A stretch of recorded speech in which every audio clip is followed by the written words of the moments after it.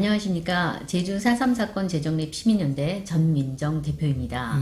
오늘은 제주 4.3 사건 진상규명 및 명예회복위원회 위원이셨고 전 국방대학원 원장을 역임하셨던 한광덕 예비역 장군님을 모시고 4.3의 진실과 왜곡에 대해서 귀한 증언을 들어보겠습니다. 장군님 안녕하세요. 네, 안녕하십니까. 불러주셔서 감사합니다. 네. 장군님께서 4.3 초대석에 첫 출연자로 나와주셨습니다. 어이구, 영광입니다. 네. 오늘 장군님과 대담을 통해 4.3 무엇이 문제인지 살펴보고 싶습니다. 먼저 장군님께서는 4.3에 관하여 언제부터 관심을 가지셨나요? 예, 저는 6.25 때 부모님을 따라서 제주도 피난을 가서 거기서 사원을 다녔는데도 4.3을 모르고 자랐습니다. 네. 관심을 갖게 된 것은 4.3위원이 되고 나면서부터였으니까 저는 4.3위원의 적임자는 못 되었습니다. 아, 그러시군요. 육소에 다니면서도 그 후에 군생활을 통해서도 4.3 이야기를 듣거나 공부할 기회를 못 가졌으니까요. 네. 그러면 어떻게 4.3 위원이 되셨나요? 예. 아무도 이해 못할 저의 운명 때문이었습니다. 군 전역을 하고 나서 대한군인의 사무총장으로부터 네. 한번 방문해달라는 전화를 받은 것이 그 시발점이었습니다. 전화를 주셨던 분은 김용호 공군소장이셨는데 제가 한미야사 비서실 근무할 때 정보 참모부장을 역임하셨으며 제가 중위무관 시절에도 만난 적이 있었기에 저는 기쁘게 찾아갔었습니다. 네. 잠시의 대화 후 샹군 회장실로 갔는데 샹군 회장 장태환 장군은 무관 시절 미국 제한군인에도 많이 보았을 테니 샹군의 안보 정책실장을 맡아달라는 것이었습니다. 저에겐 이미 가기로 약속을 했던 직장이 있었기 때문에 그 요청을 거부했어야 했는데도 좀 생각하다 며칠 생각할 시간을 달라는 답변을 하고 말았었습니다. 네. 왜냐하면 저는 사단장 근무 때 전 장병들에게 10년 후에 인생 목표를 갖고 군생활을 하자는 독려를 했었고 그 결과로 장병들 중에 10년 후에 만나 각자의 목표 달성을 확인하자는 모임이 생겨났었고 그 첫 번째 모임이 2000년 11월 11일 11시에 있을 예정이었기 때문이었습니다. 정해졌던 안행의 직장보다는 전국의 읍면동에 300여 개 지회를 가진 향군본부가 화랑장병들의 저녁 10년 후 모임을 쉽게 지원할 수 있는 생각을 했기 때문이었습니다. 네. 저는 이미 약속했던 직장의 사장에게 이 사정을 알리기 위해서 전화를 했으나 마침 외국 출장 중이었습니다. 네. 귀국할 때까지 더 기다리지 못한 채 충분히 이해해 주리라 믿고는 잠실의 향군본부로 출근을 시작했던 것입니다. 네. 향군의 정책실장 임무를 수행하면서 만났던 군의 선배들 중에 김정근 장군과 박창암 장군이 계셨었는데 마침 그때에 김대중 정부는 제주 4.3 특별법을 통과시켰고 그 특별법에 따라서 제주 4.3 사건 진상규명위원회가 구성되어 있었고 성우회와 제한군인에서는 이 두 분을 4.3 위원으로 추진하고 있었습니다. 그런데 박창암 장군은 이미 300여 명 성우회 회원들과 함께 4.3 특별법의 헌법소원에 서명을 했었기에 헌법소원자가 그 법에 따른 위원회에서의 활동은 자체 모순이라는 견해 때문에 대타를 물색하게 되었던 것입니다. 아, 네. 적임자가 없어졌는지 그 자리를 제가 채웠던 것입니다. 그러셨군요. 김정은 장군은 4.3 사건 당시 초기 육군본부의 정보과장으로 4.3 당시의 상황을 정확히 파악한 분이시고, 박창암 장군은 한라산의 무지개 부대장으로 공산 무장대를 성공적으로 경멸하는 무공을 세웠던 분이시기에 두 분이야말로 4.3 이후로는 최상의 적임자였던 것입니다. 네. 박창암 장군은 제 사관학교 1, 2학년 생도 시절에 생도대장이셨는데 그분의 임무를 맡아달라는 주문을 하셨던 것이고, 그리고 박정희 대통령보다도 사관학교 1기 선배였던 김정은 선배께서도 같은 요구를 저에게 했던 것입니다. 아, 그러셨군요. 저는 그 당시 생군의 정책실장 자리에 있었던 것 때문에 새까만 후배인 육사 20기가 제1기 선배인 김정은 장군과 함께 태양군의 성노예를 대표하는 4.3위원이 되어야 했던 것입니다. 네. 그때부터 저는 모든 것을 전폐하고 4.3 사건 연구에 골몰해야 했습니다. 정책실장을 하는 동안에 만들었던 네. 두 개의 팜플렛을 제가 갖고 왔습니다. 네. 이것은 이하의 행군 간부들, 읍면동단의 행군 간부들에게도 제공될 수 있도록 한 것인데, 하나는 행군 안보 참고, 네. 하나는 행군의 기본 입장과 정책이었는데 아마 여기서도 참고가 되었으면 해서 오늘 네. 갖고 왔습니다. 또 하나 남은 건데 네. 잘 보관했다가 하여튼 제가 보관하기를 바라겠습니다. 네. 네. 한 권은 향군 안보 참고, 또 한 권은 향군의 기본 입장과 정책이라는 책입니다. 이렇게 귀한 자료를 주셔서 감사드립니다. 4.3 시민연대에서 이 두 책을 사상 교재로 활용하도록 하겠습니다. 뭐가 이것을 통해서 행군과 4.3 정립시민연대 네, 제정립 더 가까워지는 계기가 됐으면 합니다. 네. 4.3 위원으로 활동하시면서 느끼셨던 가장 큰 문제는 무엇이었는지 듣고 싶습니다. 박창암 장군께서 저에게 임무를 주시면서 하셨던 말씀은 남로당 무장폭동에 김일성의 지령이 제공했다는 것이었고, 그 목적은 48년에 50선과 반대했다는 것을 강조한 것이었습니다. 네. 따라서 저의 과제는, 개인적으로 느껴진 과제는 김일성의 지령 여부를 확인해서 그것을 진상조사 보고서에 포함되는 것이었는데 성공을 하지 못하고 나왔기 때문에 이거는 앞으로의 과제가 되어야 할 것 같습니다. 네. 명심하겠습니다. 그런데 진상조사 보고서의 작성 책임관이었던 전 서울시장 박원순은 폭동의 진압 과정에서 사망했던 양민들의 희생에만 관심을 두고 했고, 국방부의 전사 기록은 많이 배제해서 대한민국 정부 보고서가 대한민국 부정을 하는 그런 결과가 초래되고 말았던 것입니다. 네, 맞습니다. 나라를 지키셨던 국군 선배들의 명예도 따라서 무한 추락할 수밖에 없었습니다.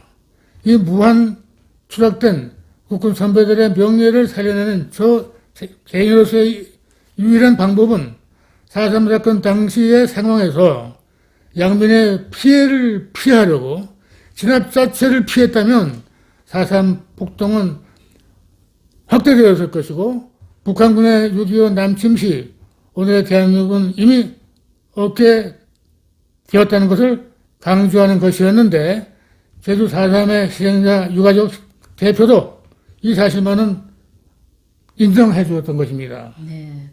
왜냐하면 중요한 말씀인데요. 지금 네. 해주신 말씀이. 6.25 남침 때 제주도 모슬포 훈련소에서는 50만 명의 신병 훈련이 있었었는데, 만약에 그 당시에 공산 무장대가 모슬포 비행장을 점령하고 있었다면 신병의 훈련도 불가능했을 것이기 때문입니다. 네. 그리고 48년에 50 선거 때 38선의 남과 북에 할당된 국회의원 수는 인구 비례로 북에 100명, 남에 200명, 총 300명이었으나 북은 이 선거를 거부함으로써 이남에서는 200명의 선출이 이뤘습니다. 네. 이때 제주도에는 3명이 할당되었으나 4.3 폭동으로 인해서 한 곳에서만 당선이 되어서 대한민국 최초 198명의 국회의원으로 출발했던 것입니다. 아, 네, 맞습니다. 폭동으로 뽑지 못했던 국회의원 2명은 1년 후에 재선거가 실시되었으니까 만약에 4.3 무장 폭동이 전국으로 확대되었다면 건국조차도 불가능했다는 사실을 강조할 수도 있을 것입니다. 아, 네, 맞습니다. 따라서 4.3 무장 폭동의 진압은 자유 대한민국의 건국과 또 그 후에 6.25 남침 당시에 절사방어에 절대 필요했던 것입니다. 아, 네. 아주 장군님께서 핵심을 짚어주시는 것 같아요. 네.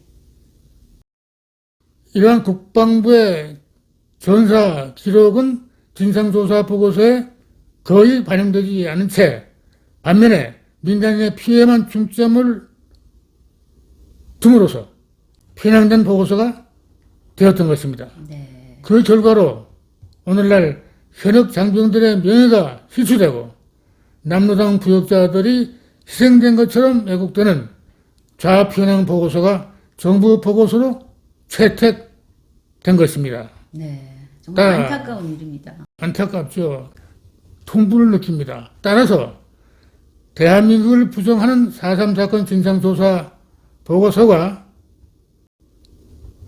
마지막으로 통과되는 날, 즉 2003년 10월 15일에 그날 국방부 비서의 4.3위원 2명과 경찰 비서의 1명은 통과를 저항하다가 끝내 결재단에 부정의 서명을 하고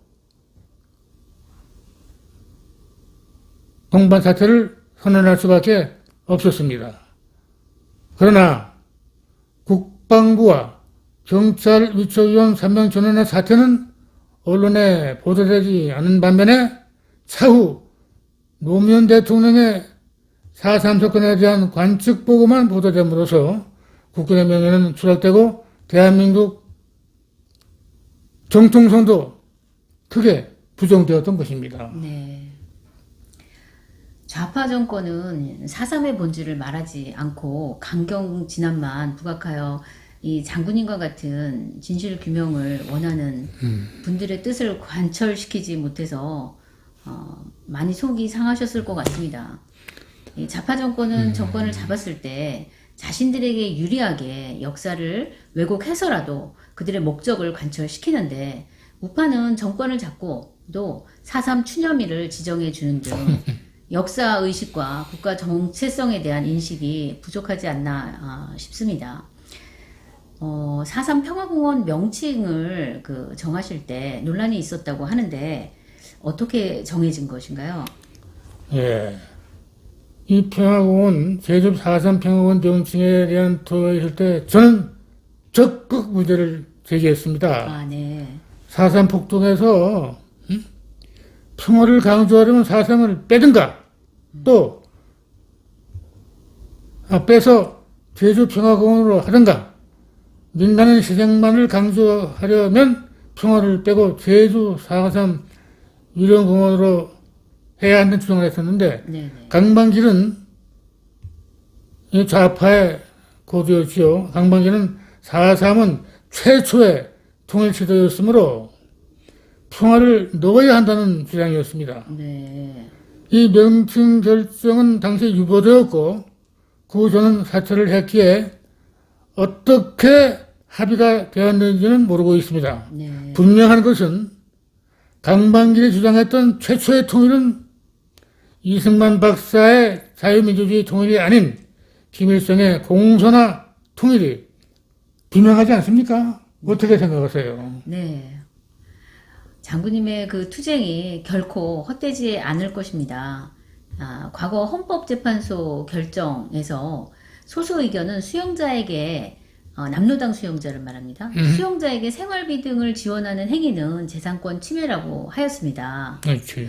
당시 헌재는 이런 위헌성을 심리하지 않고 비록 각하하였지만 심리하였더라면 소수 의견과 같은 위헌이 될 가능성이 높았습니다. 맞죠. 예. 네, 올해 2월 국회에 통과된 제주 4.3 특별법 개정안의 위헌성을 다투기 위해서 저희 4.3 시민연대가 공동 원고로 참여한 헌법소원 심판 청구가 5월 10일 헌법재판소에 신청되었고 7월 7일 전원재판부에 회부되었다고 저희가 통보를 받았습니다. 그래서 수용자 등에게 생활지원금을 지원하는 것도 위헌이라고 생각하지만 더 나아가 배보상금까지 지급하겠다는 것은 지급하겠다는 이 사상 개정법은 명백히 위헌 결정이 나야 정상이라고 생각하고 위헌 결정이 내려질 것으로 기대하고 있습니다. 그래야 되겠죠. 네, 그렇게 되면 장부님의 한이 풀려질 것이라고 믿습니다. 희생자 선정 과정을 또 지켜보셨을 텐데요. 그 가짜 희생자가 너무 많다는 그런 사실은 알고 계신가요? 예. 앞에서 말씀드렸습니다만은 초등학교 4학년을 제주도에서 살면서도 그 당시 제주 4.3 희생자에 대한 소문은 듣지를 못했습니다. 네. 4.3 희생자 이야기를 모른 채 학교를 다녔었으니까요. 네. 그 사관학교 생도 시절 한라산 등반을 갔을 때도 별로 듣지를 못했으니 아마도 2000년 4.3 특별법이 통과되고 신고 접수가 시작되면서 희생자의 숫자도 점차 늘지 않았나 하는 생각을 지우지 못합니다. 그렇게 생각하시는군요. 네. 처음엔 신고자가 많지 않았기 때문에 2차, 3차, 4차 등으로 신고가 연장되면서 너도 나도 신고하는 현상이 나타났다고 생각하는데 여러 종류를 통해 저는 5.18 희생자로 확인만 되면 정부 보상금이 나온다는 소문이 그 위력을 발휘했다고 느끼고 있습니다. 네. 동네 사람들이 서로 인후보증, 2명의 맞보증이죠. 인후보증만 해주면 되니까 그 숫자는 증거되었을 텐데 참으로 안타까운 것은 희생자 신고를 마친 사람들은 대한민국에 대한 감사의 편에 서지 않고 오히려 국군을 양민학살로 몰아가는 편에 설 수밖에 없는 것이라는 가능성입니다. 네. 세상 어디에 이런 나라가 또 있겠습니까? 네. 아주 중요한 포인트입니다. 제주 4.3의 그 수용자들은 정말 그 대한민국에 감사하는 마음을 가져야 되는데 상당히 관용을 베풀었다고 당시에 정말 그 적대적인 행위를 했던 사람들을 사형 집행을 할 수도 있는데도 불구하고 형무소에서 수용 생활을 할 정도로 많이 관용을 베풀었다 이렇게 생각할 수가 있는데 감사하는 마음을 갖지 않고 오히려 지금에 와서는 대한민국의 국가 폭력 부각시키면서 이 국군을 모독을 하고 있으니까 참 이 어처구니 없는 상황이 벌어지고 있다고 이렇게 생각이 됩니다. 2000년 10월 15일 통과되었던 4.3 사건 진상조사 보고서는 다시 쓰여지는 기회가 반드시 와야만 할 것입니다. 네, 맞습니다.